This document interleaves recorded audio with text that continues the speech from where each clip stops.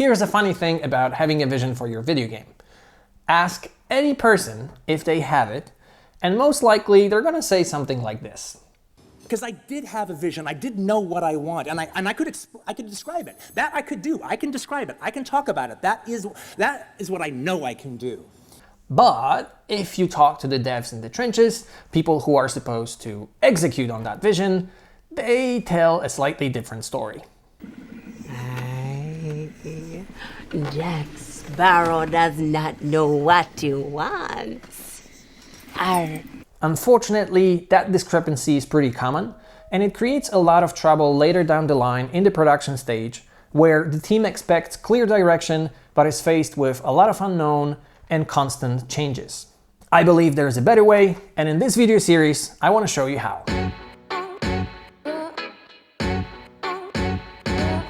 Hello everyone, I'm Matt Binkowski and welcome to another episode of Game Jitsu. Before we jump into today's episode, I want to say thank you for all the feedback we got. Thank you so much for all the warm words, it really helps us going.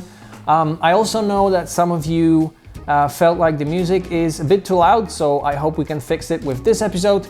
And I also heard voices that apparently I only have one t-shirt. So yeah, that's not true. I have more t-shirts.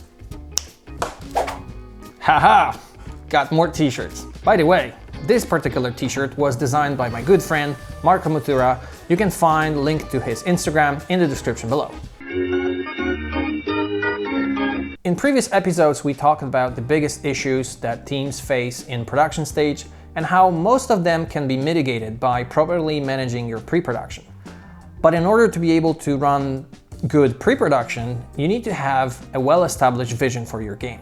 The problem is that most people misunderstand or underappreciate what it really means to have a vision for their game. And they're either oblivious or straight up ignorant about the amount of things that they need to explore, define, and communicate in the concept stage. I created The Matrix and several popular video games.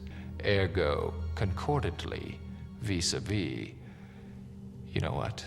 I have no idea what the hell I'm saying. Now, I hope you won't feel too guilty about yourself or too judgmental about people who are responsible for having vision for the game. You know, not so long ago, I didn't have an idea about it either. And it's really no surprise because nobody's really teaching those things and we all kind of learn as we go. And so I was extremely lucky that at some point in my career, I met a guy who taught me how ignorant I was and how chaotic my approach to making video games was. I'm an idiot! And as we worked together, he showed me that there is a method to the creative madness called video games. And that making video games is not about throwing ideas on the wall, seeing what sticks, and hoping that eventually you'll get something that is exciting. He showed me that you can approach making video games in a much more mature, methodical way, where you take into consideration your business objectives, your audience, your team's strength, as well as their passions.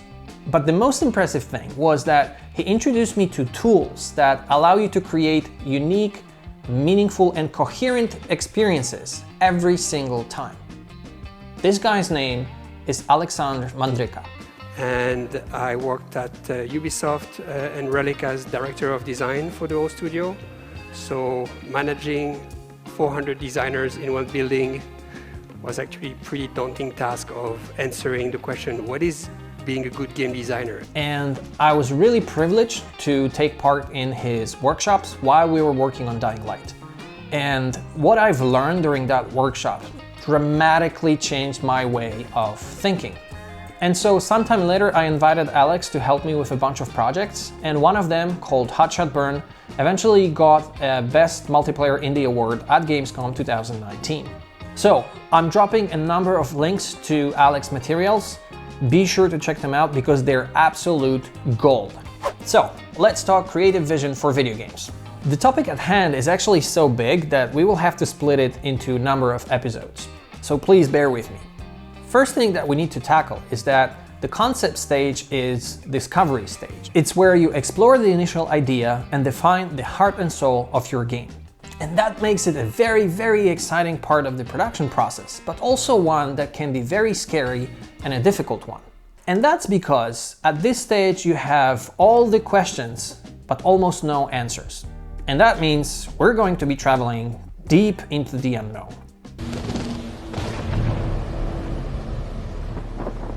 And unfortunately, that means it's not for everybody. You see, most of your team is composed of experts who can deliver amazing results in whatever their field is, but they need direction.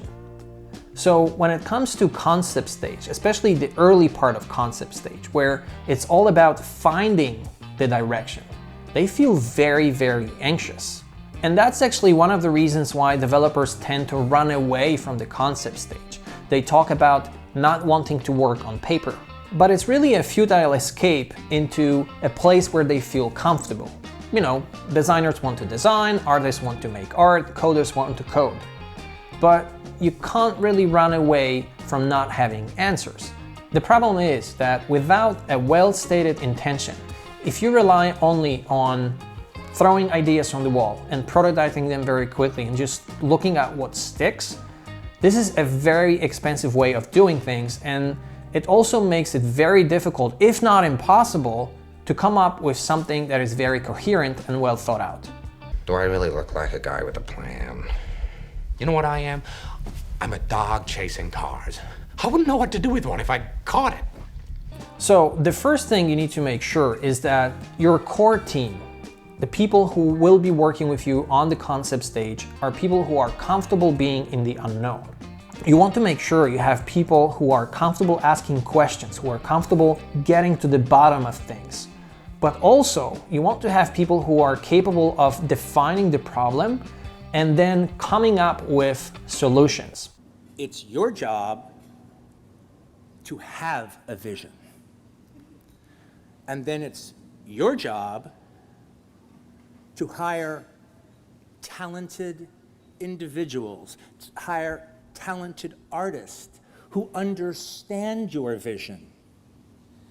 And you articulate it to them. And then they take your vision and they create it.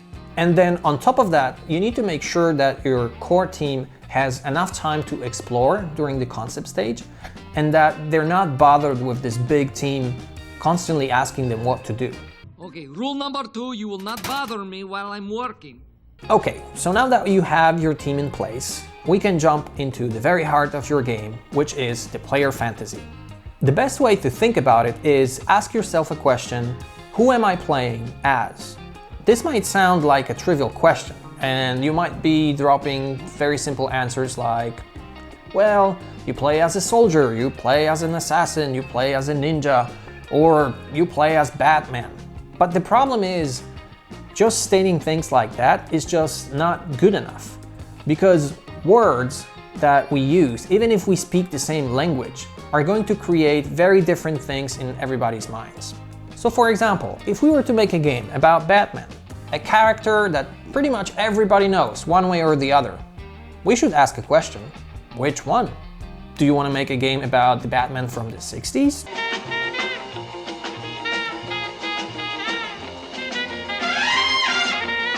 The one from the 90s? How much do you weigh? About 108, I think.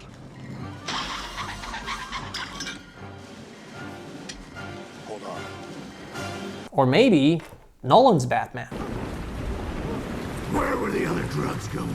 I never knew. I don't know. I swear to God. Swear to me! They're all Batman, but each one of them is very, very different. So it's very important to be really specific because it's going to directly translate into the dynamics and mechanics of your game. So I want to show you an example, a very simple one, a very shallow one, but I hope it will demonstrate very well the stuff that we're talking about. So let's look at Nolan's Batman. If we look at very specific pieces of the movie, we can spot some very interesting things. He's here. Who? The Batman. Batman is in the control of situation. Batman is operating from the shadows. Batman is using gadgets. The things they say about him, Can he really fly? The bad guys are talking about Batman. When Batman fights, he's capable of fighting multiple foes at the same time.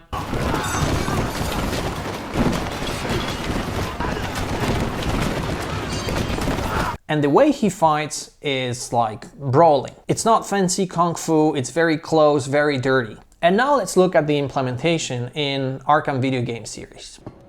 The medical building is ours. No one's taking it from us. You can see that levels have certain amount of verticality to allow you to strategically plan your attack. I, Joker, am now in control of Additionally, you have your X-ray vision to be even more strategical. Arkham Island. Medical is just one part of my new empire. Anyone who disagrees with this should speak to one of my many representatives guarding you from... Bad guys are talking about Batman. Brother, find him! God, found someone! Over here! Batman can use gadgets.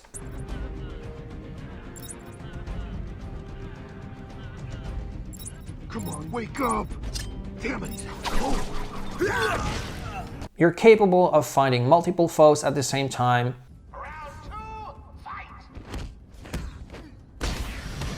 And your style of fighting is really like brawling.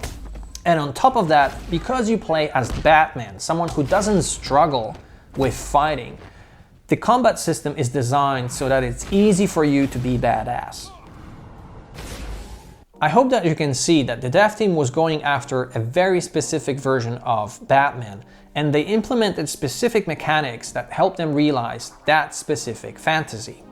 And of course, it's just an example, it's very short, and we only covered a small piece of the game, but I hope it illustrates that A, you have to be very, very specific, and B, that when you're working with your team on creating the vision for your game, you can use other media, like fragments of comic books, fragments of movies, pieces of music, to better illustrate what you're after, because unlike words, other media can truly express emotions that you're after. And in the end, we create experiences. We're trying to make the player feel something. What if we were to make a game not about Batman, but about Bruce Wayne? Think about it for a second. What would that be about? Or maybe, instead of Bruce Wayne, we would take Alfred, someone who takes care of Batman. What would that experience be about? You really need to dig deep into what that player fantasy is, and what it means to you. Who is it that you play exactly? What do you do? How do you do it? How do you walk? How do you talk? How do you fight? What kind of clothes do you wear? What are your motivations as that person? What kind of situations are you going to get yourself into? How would a person like that behave? Would that person be an extrovert or an introvert? How do you treat other people? How does the world treat you? Do you play someone who's very tone and respectful? Or maybe someone who's very bitter and resentful? Or maybe as you play through the game, your character actually changes from one thing to another. There's so many questions, and you need to be able to find answers in the concept stage. If you can nail it down, you will have much easier time thinking about what means you need to build that experience, what kind of level design, AI, system design, art, music, sound, and so on and so on. And that in turn will help you analyze and mitigate any creative and technological risks waiting for you in the future. You should also think about player fantasy in a bit broader sense. Let's look at another example of very interesting player fantasy. Let's talk about Kratos from the latest God of War. You see, player fantasy in that game is something way more interesting than just an axe-wielding God of War who kicks ass in a very brutal way. Stay back!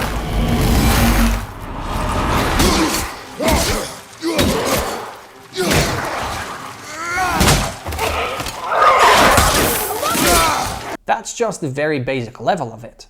That player fantasy is also about a husband who lost his wife. She's ready.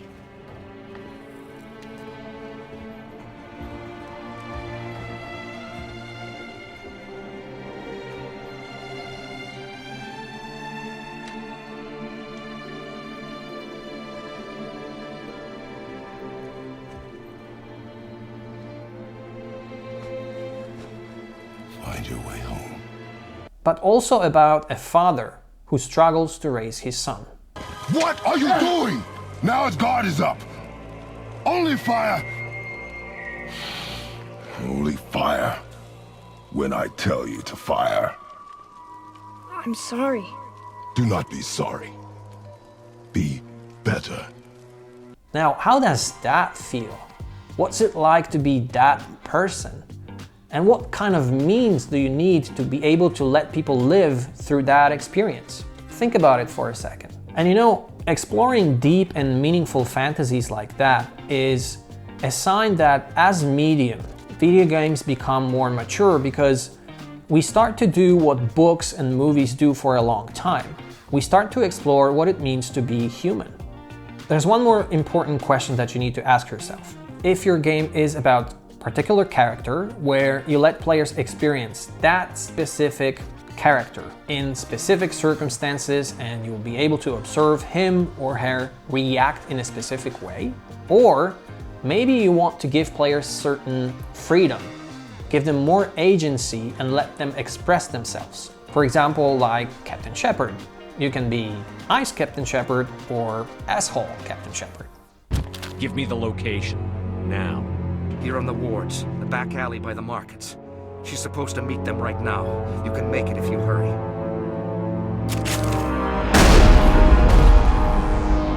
What are you doing? The Shadow Broker paid me to kill him. I don't leave jobs half done. We don't shoot unarmed prisoners. Say goodnight, Manuel. You cannot silence the truth. My voice must be heard. Oh my god! What did you do? That might have been a little extreme, Commander. Or maybe you really want to give a lot of freedom for the players, like in Skyrim or old Fallout games. If that's what you're after, you need to be able to create a world and its inhabitants that are capable of reacting to different player personalities. And that's why making a good RPG is so goddamn difficult. Because moving from a linear experience into the multifaceted one, where you provide players with big freedom to express themselves, with meaningful choices and meaningful consequences, it increases the complexity of the game geometrically. Just think about all the dependencies that you need to take care of and extra content that you have to build in order to craft such a beautiful experience. There's also a very important reason to have a well-defined fantasy, and that's to be able to have meaningful discussions with your team. You know, instead of talking about things that you like or you don't like, or things that you think are cool or that you think are not cool, That's my opinion! you can discuss elements of your game, features and mechanics, and check them against the fantasy. If your fantasy is well defined, you can easily talk about, does particular element support that fantasy or does it break it? Maybe something is a good idea but doesn't support the fantasy. Maybe if you really like that idea, you're going to find a way to pivot that idea so that it supports the fantasy. But in order to be able to have these kind of discussions, you need to know what you're looking for. Finally, you know, you might not like to hear this, but nobody cares about another game where you play yet another soldier, another ninja assassin, or whatever. So think about it carefully, because having a well-defined and very well-executed fantasy gives players a very good reason to give a damn about your game. Just remember that building such a fantasy is not an easy thing to do. It takes a lot of time and effort to really explore what that fantasy means and to define your ideas, to distill them into something that is clear, meaningful, and relatable for your team and your audience. Okay, we're gonna finish here. We're gonna continue talking about concept stage in the next episode where we cover player experience. I hope to see you there.